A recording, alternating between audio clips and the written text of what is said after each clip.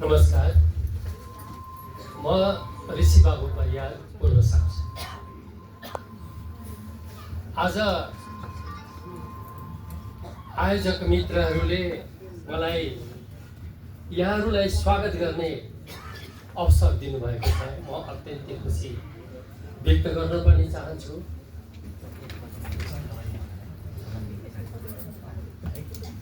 सर्वप्रथम त म कार्यक्रमका सभापति, पर्यटन व्यवसायी, उद्योगपति, वरिष्ठ राजनीतिज्ञ डाक्टर श्री दिल विकास राजभण्डारीज्यू, जगत गुरुदेव प्राध्यापक डाक्टर प्रज्ञानाथजी महाराजज्यू, ओजस्वी नाथजी महाराजज्यू, प्राचीन कालीन वैदिक सनातन सभ्यता तथा मातृशक्ति का रक्षक राष्ट्रवादी युवा श्री युवराज आचार्यज्यू, त्यस्तै गरी यहाँ सम्मानको लागि आमन्त्रित गरिनुभएका व्यक्तित्वहरू धेरै हुनुहुन्छ। मलाई सबैको नाम उपलब्ध भएको छैन। मसँग उपलब्ध भएको नाम मध्येबाट डाक्टर श्री प्राध्यापक डाक्टर श्री रत्नपाल वैद्यज्यू, पूर्व मेजर श्री बलबहादुर सुन्दासज्यू, गुरु श्री हरिप्रसाद सोडारीज्यू, राष्ट्रवादी युवा नेता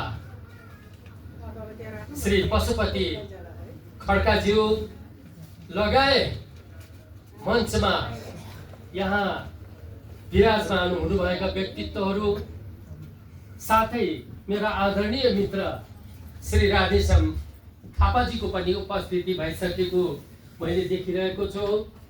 यो सम्मानित ड्यासमा विराजमान हुनुभएका सम्पूर्ण अतिथिजीहरूलाई म आयोजक समितिका तर्फबाट र मेरो आफ्नो व्यक्तिगत तर्फबाट समेत म यहाँलाई हार्दिक स्वागत गर्न चाहन्छु।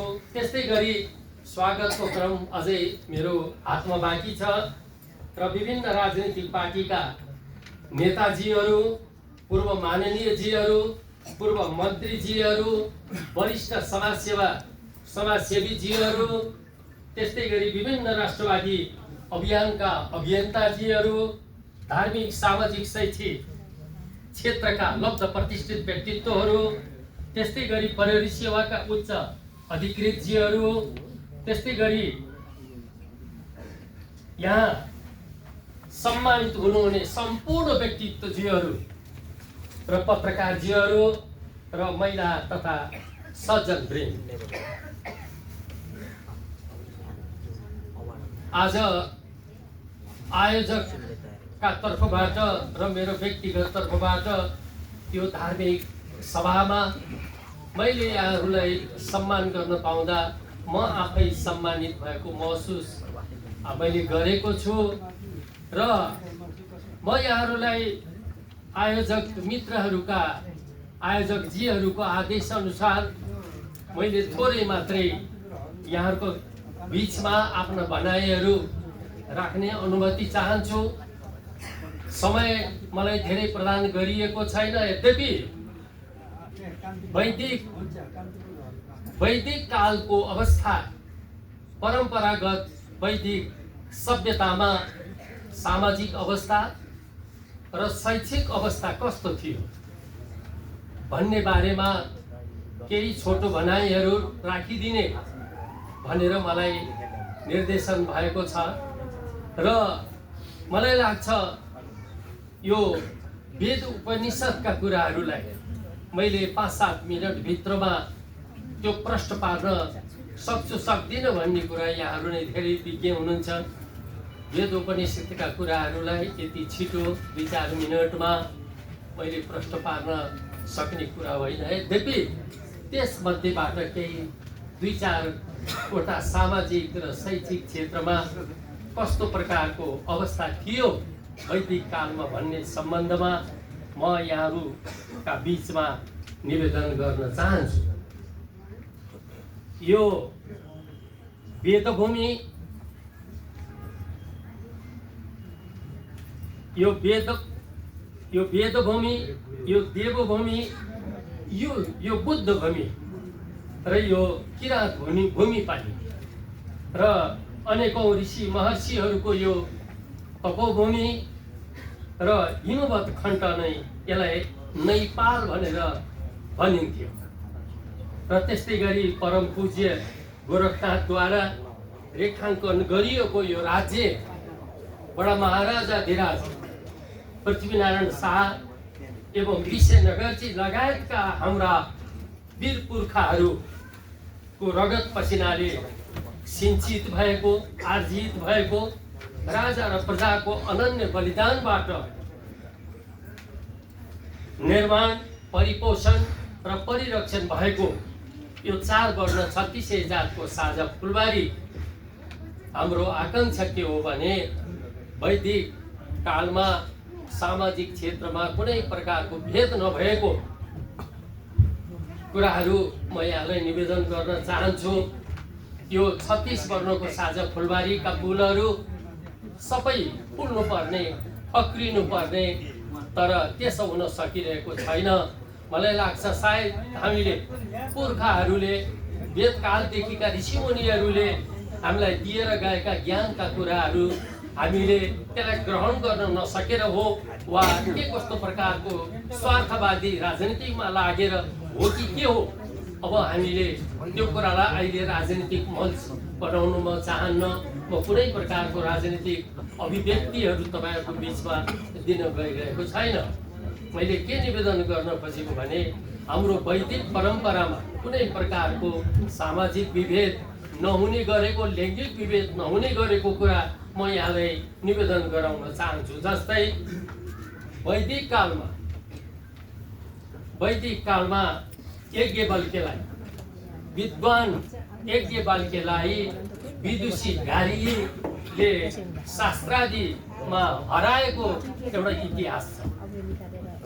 यदि शिक्षा क्षेत्रमा महिला दिदीबहिनीहरूलाई आर्जन गर्ने, शिक्षा आर्जन गर्ने कुरामा वञ्चित भएको भए गार्गीले यज्ञवल्क्य जस्ता विद्वानलाई कसरी शास्त्रादिमा हराउनु भयो।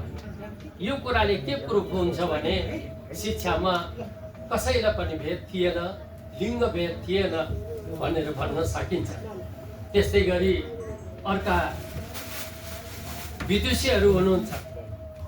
त्यस्तै विश्वेश्वरा, मैत्रेयी, अनुसुईया जस्ता विदुषीहरूले वेदका ऋषा लेखेका प्रमाणहरू फेला पार्न सकिन्छ। म अर्को कुरा निवेदन गरौँ, 88,000 गुरुका गुरु सौनकजी हुनुहुन्थ्यो।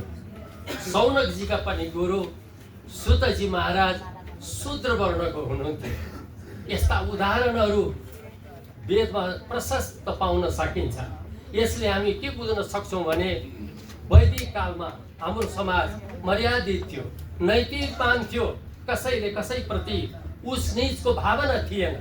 प्रत्येक एउटा साध्य सम्मानित समाज थियो।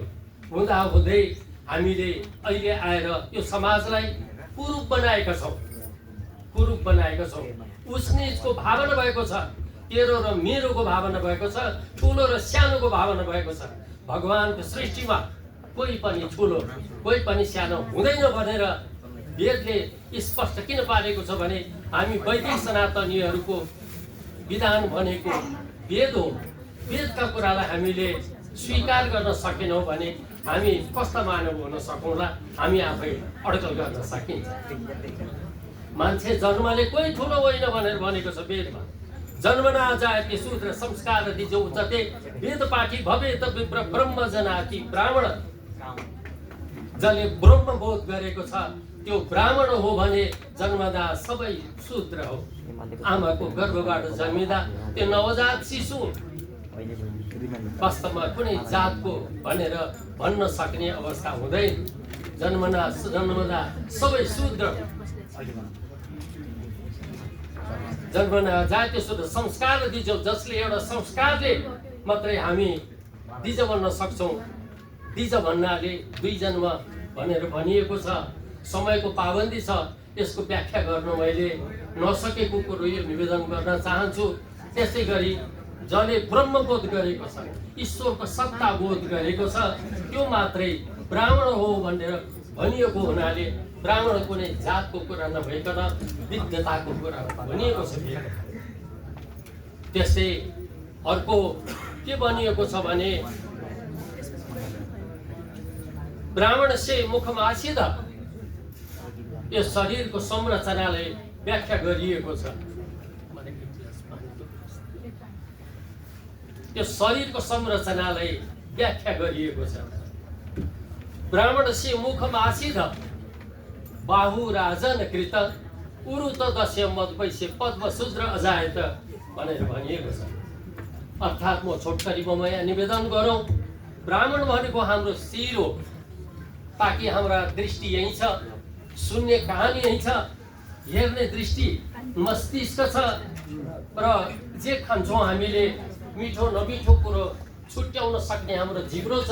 यस्तो किसिमको शरीरको अङ्गलाई हामीले सर्वश्रेष्ठ अङ्गको रूपमा हामीले लिन्छौँ, जसलाई वेदमा ब्राह्मण से मुखमासिद, यो गौरबाट माथिको हिस्सालाई ब्राह्मणको संज्ञा दिएको छ। बाहु राजन,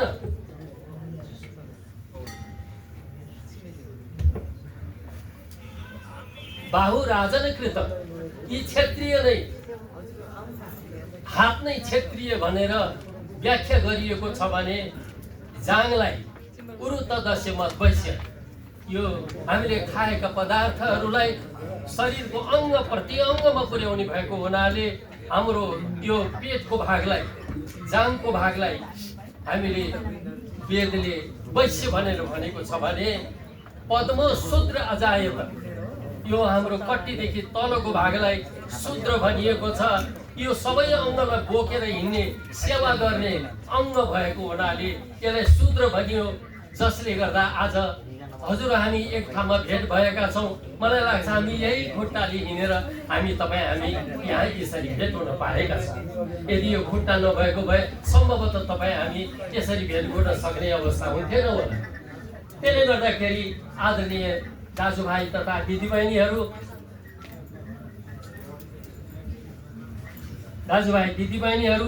यो मुख्य गरिकन यो चतुर्वर्ण माया सृष्टि गुण कर्म विभागी छ। एउटा कर्मका हिसाबले विभाजन गर्दै जाँदा हामीले समाजमा विभिन्न जात वर्गहरू हामीले पाउँछौँ। यो कुरालाई हामीले सुधार्नुपर्छ। ती कुराहरू हुँदै यो वेदले त्यही भन्छ। आज वैदिक सनातनको कार्यक्रम भएको हुनाले यो कुरा मैले यहाँहरूलाई छोटकरीमा निवेदन गरिरहेको छु। मलाई सिट पनि आइसकेको हुनाले म आफ्नो भनाइ धेरै अगाडि बढाउन चाहन्न। अध्ययनम अध्यापनम येजनम याजनम दानम प्रति गृह चैव ब्राह्मण कल्पये भनेर ब्राह्मणको जिम्मा लगाइएको हो। त्यस्तै गरिकन क्षेत्रीय परमो धर्म प्रजामेव पालनम भनेर क्षेत्रीयलाई त्यो जिम्मेवारी प्रदान गरिएको हो भने त्यो काम गर्ने नै क्षेत्रीय।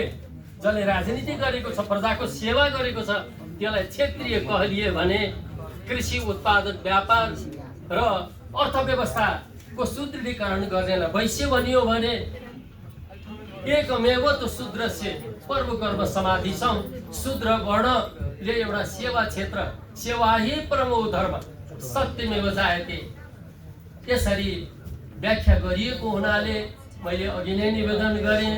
यो वेदका कुराहरूलाई सप्ताहव्यापी भन्दाखेरिमा पनि त्यो टुङ्गिँदैन। मैले 5-7 मिनटमा यहाँहरूलाई ती कुराहरू मैले प्रश्न पार्न सक्ने त अवश्य कुरा भएन।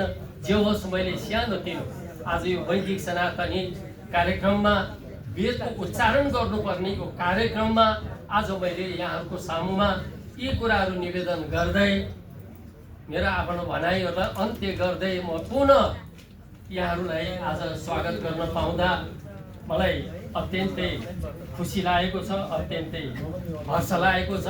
यति भन्दै हामी धर्मप्रतिको एउटा धर्मको रक्षाको निमित्त हामी सबै सदा सर्वदा आफ्नो कर्तव्य ठानेर हामीले गर्नुपर्छ भन्ने कुरा निवेदन गर्दै स्वधर्मे निधनम परधर्मे भयावह धर्म एवो हो हन्ति धर्म रक्षति रक्षिता।